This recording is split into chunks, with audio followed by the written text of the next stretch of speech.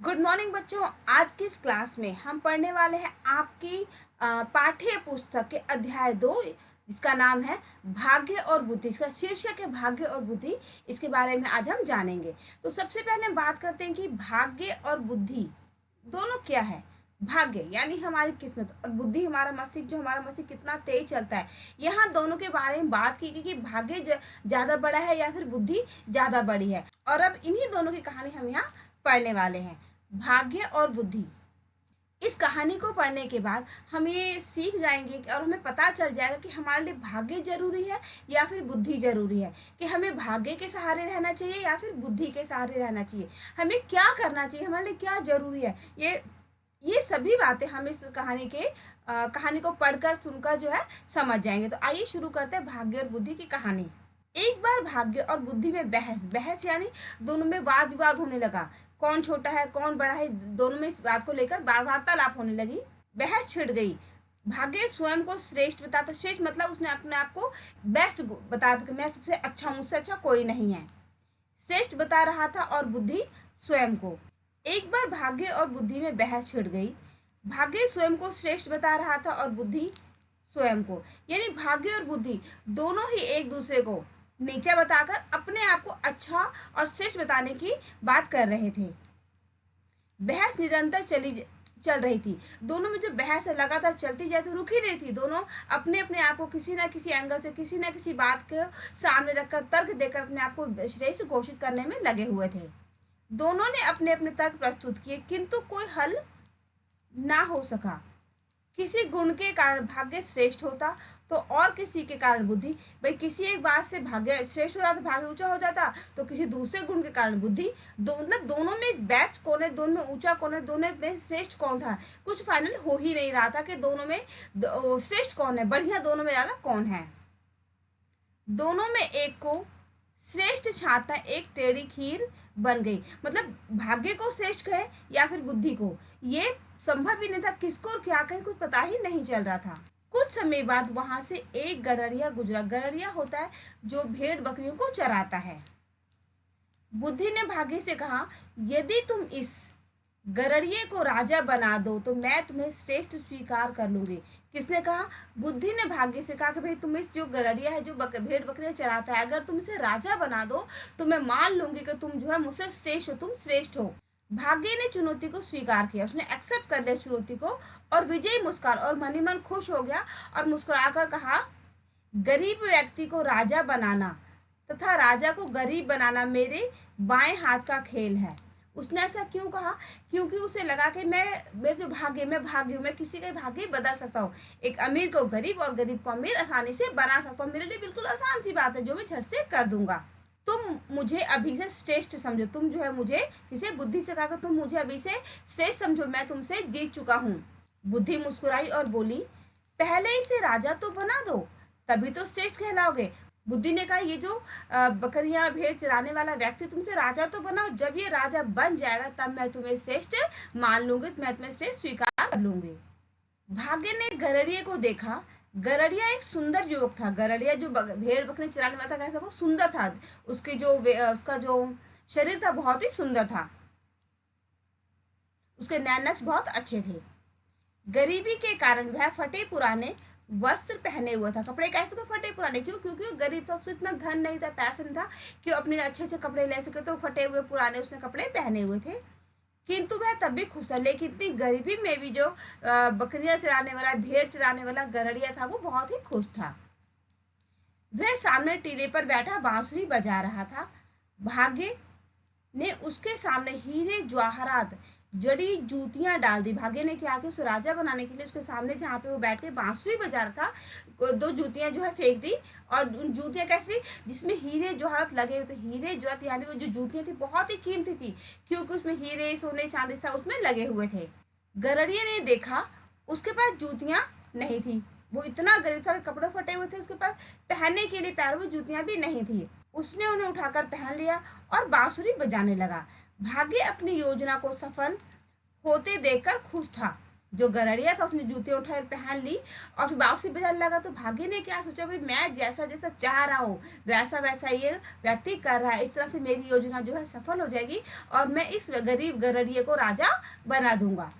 कुछ देर बाद उस रास्ते से एक व्यापारी गुजरा। कौन गुजरा? व्यापारी, व्यापार करने वाला, बिजनेसमैन। व्यापारी को गरड़िए के पैरों में हीरे जवाहरात की जूतियां देखकर आश्चर्य हुआ, हैरानी हुई कि इतना गरीब व्यक्ति इतनी महंगी जूतियां कैसे पहन सकता है। इसके कपड़े फटे हुए लेकिन पैर में इतनी बहुत कीमती जूती है, बहुमूल्य जूती है। वह उन जूतियों को खरीदना चाहता था।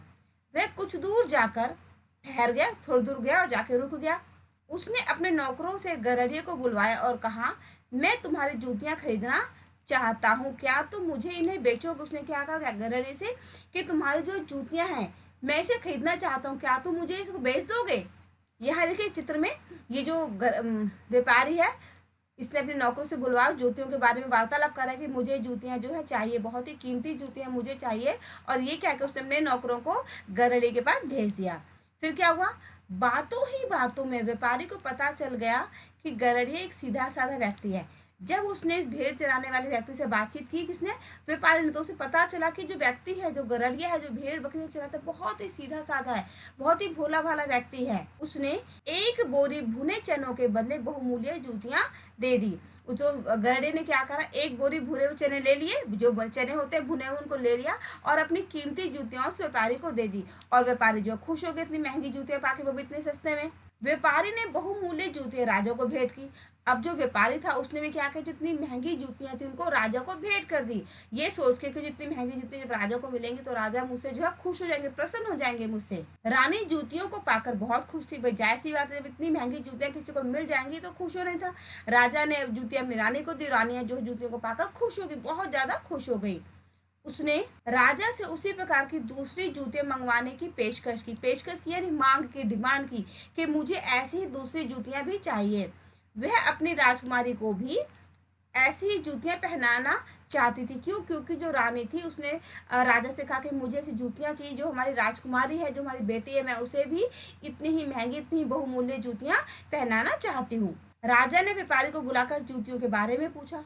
अब भाई जूतियां चाहिए तो राजा को व्यापारी को बुलाना पड़ा और उसने व्यापारी से कहा कि भाई मुझे जूतियां चाहिए, जूतियों के बारे में पूछताछ की उसने। तो किसने? व्यापारी ने बताया कि वे जूतियां उसे एक दूसरे राज्य के राजकुमार ने भेंट की थी। यहाँ पे जो है व्यापारी ने राजा से झूठ बोल दिया कि मुझे जो है जूतियां दूसरे किसी राज्य के राजकुमार ने भेंट की, जबकि वो जूतियां गरड़िए से भुने हुए एक बोरी चने के बदले लेकर आया था। राजा रानी में विचार विमर्श हुआ, दोनों ने बातचीत की आपस में। अब क्या बात थी वो देखते हैं। उन्होंने निर्णय लिया कि जो राजकुमार हीरे जवाहरात जड़ी जूतियां पहनता हो वह इतना धनवान होगा, हम अपनी राजकुमारी का विवाह उसी से कर देंगे। देखिए होता क्या कि हर माता पिता चाहते हैं कि हमारी पुत्री का विवाह जहाँ भी हो, जिससे भी हो, वो धन दौलत से परिपूर्ण हो, संपन्न हो, उसके पास किसी भी प्रकार की कोई भी कमी ना हो। जब राजा को पता चला कि जूतियां जो है किसी दूसरे राज्य के राजकुमार ने व्यापारी को भेंट की है, तो उन्होंने सोचा कि भाई अगर एक राजकुमार इतनी जूतियां पहनता है, जूती में हर हीरे जवाहरात लगे हुए इतनी महंगी जूतियां पहनता है, तो वो कितना धनवान होगा। धनवान है तभी तो हीरे वाली जूतियां पहन रहा है, मतलब धनवान है, ज्यादा पैसा है। तो क्यों ना हम अपनी जो बेटी है, जो राजकुमारी है, उसकी शादी उस राजकुमार से कर दें। राजा ने व्यापारी को उस राजकुमार को बुलाकर लाने को कहा।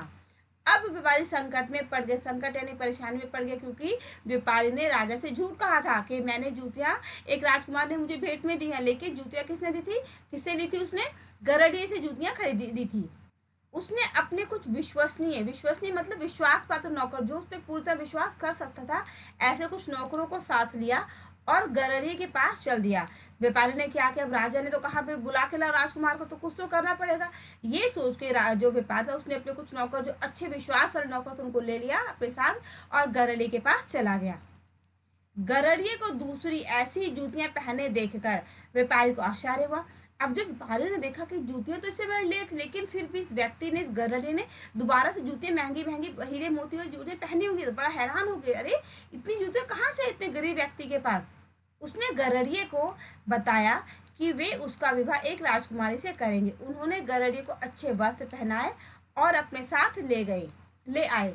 तो व्यापारी ने क्या किया, गरड़ी से बातचीत की और बात में उसे बताया कि भाई तुम्हारी शादी जो राजकुमारी से कर देंगे।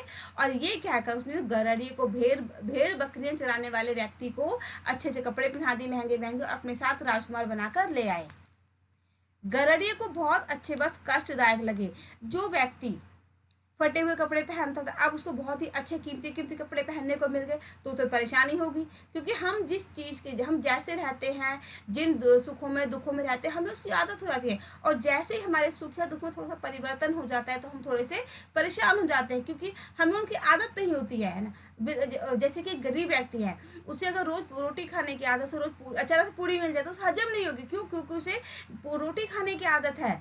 तो वैसे गरड़िए को जो अच्छी कीमती वस्तु बहुत कष्टदायक लगा, कष्ट लगने लगा, अरे मैं इन कपड़ों कहाँ फंस गया, मेरा हाथ पैर नहीं हिल रहा, वो जो परेशान सा होने लगा और बार बार अपनी भेड़ों के लिए चिल्लाता रहा। अब भाई गरड़िया था जो भेड़ बकरियां चराता था, तो उसे क्या हुआ, उसका रोज का काम था भेड़ों के साथ जाना आना, चराना, उनको बांसुरी बजाना। अब यहाँ पे राजकुमार बन गया, अच्छे से कपड़े पहन लिए, कहीं आ नहीं जा सकता, कहीं आना जाना बंद है, कहीं घूम फिर सकता, तो उसे बार बार ये परेशानी होती, उसे अपनी भेड़ों की याद आती जिनके साथ वो पूरा समय गुजारता था। अब व्यापारी ने क्या किया, व्यापारी ने उसे डराया कि ऐसा नहीं करने पर राजा उसे कठोर दंड देगा। डर के कारण गरड़िए ने फिर बस उतारने और अपनी भेड़ों के बारे में बात नहीं की। राजा राजकुमार के वेश में गरड़ी से मिलकर बहुत खुश हुआ। अब जब वो राजा उस भेड़ चराने वाले गरड़िए से राजकुमार के रूप में मिला तो बहुत खुश हो गया, भाई तो बहुत ही कीमती जूतियां पहनने वाला धनवान राजकुमार है, मैं अपनी बेटी अपनी राजकुमारी का विवाह इससे कर दूंगा। उसने अपनी राजकुमारी का विवाह गरड़िए से कर दिया और कुछ दिन अपने महल में रहने के लिए कहा। भाई बेटी का विवाह हो गया तो राजा ने क्या किया, अपनी राजकुमारी को, अपनी बेटी को और गरड़ी को, दोनों को ही महल में रहने के लिए कहा। लेकिन जो गरड़ी था वो, किंतु गरड़िए को राजसी वातावरण बिल्कुल पसंद नहीं आया। राजसी यानी राजमहल का जो वातावरण था, हर सुख सुविधा, कहीं किसी प्रकार का शोर नहीं, कोई बाहर का खुला वातावरण, सब कुछ सारी सुख सुविधा उस महल के अंदर जब उस गरड़िए को मिली तो उसे पसंद नहीं आया। क्यों पसंद नहीं आया? क्योंकि गरड़िया गरीब ईमानदार भोला भाला व्यक्ति था।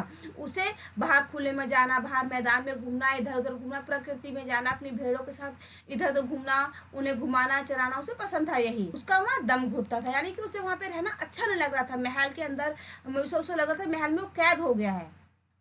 वह वहां से शीघ्र ही स्वतंत्र होना चाहता, स्वतंत्र यानी आजाद। वो महल के वातावरण को, महल के सारे सुख सुविधाओं को छोड़कर वापस अपने घर में जाना चाहता था।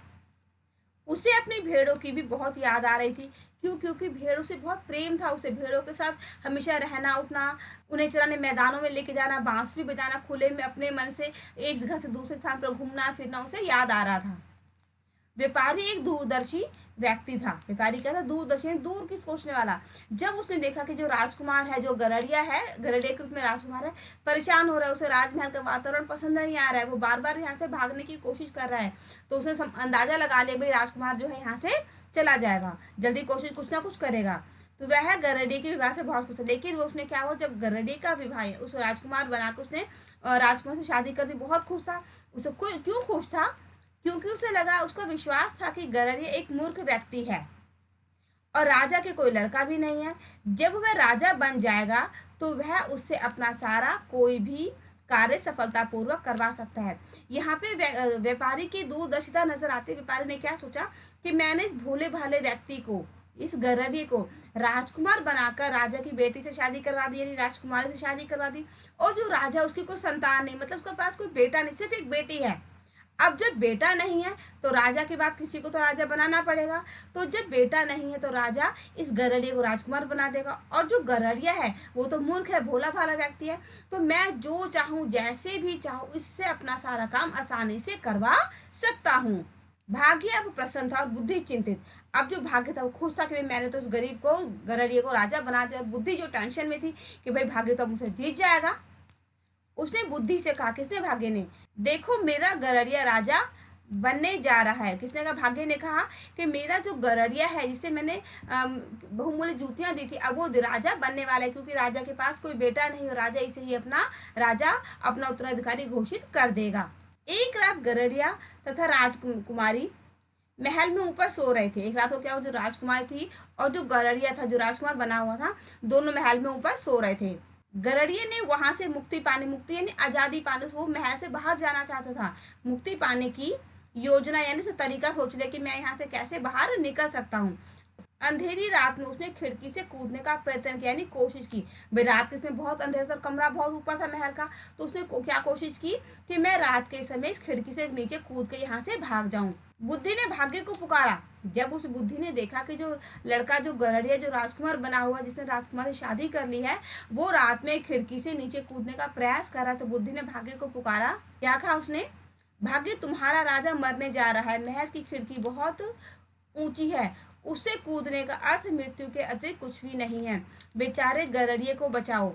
बुद्धि ने क्या कहा भाग्य से कि तुमने जिस व्यक्ति को राजा बना दी, जो गरीब भोला भाला गरुड़िया है, जो राजा बन गया है, राजकुमार, जिसकी राजकुमारी शादी हुई है, वो मरने जा रहा है, खिड़की से अगर कूद जाता है, क्योंकि खिड़की बहुत ऊंची है, और अगर वहां से वो कूद जाता है तो वो उसका देहांत हो जाएगा, और तुम जो इस गरुड़िए को, बेचारे को बचा लो, क्योंकि इसे पता ही नहीं कि क्या करने वाला है। भाग्य अब कुछ नहीं कर सकता था। अब भाग्य कुछ नहीं कर सकता, क्या करेगा? उसने तो गरुड़िया को राजकुमार बना दिया और वो महल में भी आ गए, लेकिन अब जब गरुड़िया नीचे कूदने वाला तो भाग्य बेचारा क्या करेगा? परेशान हो गया। उसने बुद्धि से आग्रह की नहीं, विनती की, निवेदन किया, रिक्वेस्ट की। यह तो निरा मूर्ख है, यह तो बिल्कुल ही मूर्ख, इसके पास तो दिमाग ही नहीं है, तुम ही इसे बचा सकती हो, कृपया इसे राजा बना दो। तो बुद्ध ने क्या कहा? भाग्य ने बुद्धि से कहा कि भाई ये जो गरुड़िया है बिल्कुल ही मूर्ख, इसके पास तो दिमाग है नहीं, लेकिन तुम इसे बचा सकती हो, तुम इसे बचा लो और इसको राजा बना दो। तभी बुद्धि गरुड़िया के अंदर प्रविष्ट हो गई, यानी उसके अंदर वो घुस उसके दिमाग में चली गई। अब गरुड़िया ने खिड़की से नीचे देखा। उसने सोचा कि यहाँ से गिरकर मरने के बजाय मुझे राजा बने रहना ही अच्छा है। जब बुद्धि हमारे दिमाग में आ जाती है, हमारे अंदर प्रवेश कर जाती है, तो हमारे अंदर सोचने समझने की, सही और गलत, अच्छे और बुरे की पहचान करने की समझ आ जाती है। बिल्कुल वैसे ही जैसे ही बुद्धि गरुड़िए के अंदर गई और गरुड़िए ने खिड़की से नीचे देखा, तो उसने देखा कि भाई कमरा जो बहुत ऊंचा है, मैं तो बहुत ऊपर हूँ, और नीचे जो बहुत गहराई है, अगर मैं खिड़की से कूदता हूँ तो मेरा देहांत हो जाएगा, मैं मर जाऊंगा। और ये सोचा उसने कि अगर मैं मर गया तो फिर कोई फायदा नहीं है, तो इससे तो बेहतर ये है कि मैं जो है बजाय मरने के, यहाँ खिड़की से कूद कर मरने के, इस महल के अंदर राजा बनकर ही हमेशा रहूं। मेरा जीवन जो सुख सुविधा से भरा हुआ गुजरेगा, मुझे किसी प्रकार का भी कष्ट नहीं होगा। और ये सोचकर जो है जो गरुड़िया था, जो राजकुमार बना था, वो खिड़की से नहीं कूदा, और इस प्रकार बुद्धि की जीत हुई। इस कहानी से हमें सीखते हैं कि अगर हमें कभी भी अपने भाग्य के भरोसे नहीं रहना चाहिए। हमें सदैव, स्थिति चाहे कैसी भी हो, अच्छी हो, बुरी हो, बेकार हो, कैसी भी स्थिति हो, अपने मस्तिष्क का प्रयोग करना चाहिए, अपनी बुद्धि से काम लेना चाहिए। बिना बुद्धि के हमारा भाग्य नहीं बदलता। भाग्य में हमारे सुख हो या दुख हो, अगर हम बुद्धि से कठोर मेहनत करें तो हमारा भाग्य भी आगे बढ़ सकता है। हम अच्छे व्यक्ति बनकर अच्छे सुख सुविधाओं वाला जीवन व्यतीत कर सकते हैं। अब इस कहानी के हम शब्दार्थ देखते हैं, यानी वर्ड मीनिंग देखते हैं। श्रेष्ठ का मतलब होता है अच्छा, बेस्ट, प्रस्तुत करना, पेश करना, किसी के सामने इसको प्रेजेंट करना। सफल, कामयाब, बहुमूल्य, बहुत कीमती, बेशकीमती, इसकी कोई कीमत ना हो। पेशकश यानी इच्छा। संकट, मुसीबत, परेशानी। कष्टदायक, दुख देने वाला, परेशानी देने वाला, दुख देने वाला, जिसमें कष्ट होता है उसे हम कहते हैं कष्टदायक, जो कष्ट देता है। दंड यानी सजा, पनिशमेंट। स्वतंत्र यानी आजाद, बिल्कुल फ्री, जहां पे किसी प्रकार को बंधन नहीं होता। मुक्ति यानी आजादी, जब कोई बंधन नहीं है, हम बिल्कुल फ्री है, आजादी है हमें। प्रयत्न यानी कोशिश।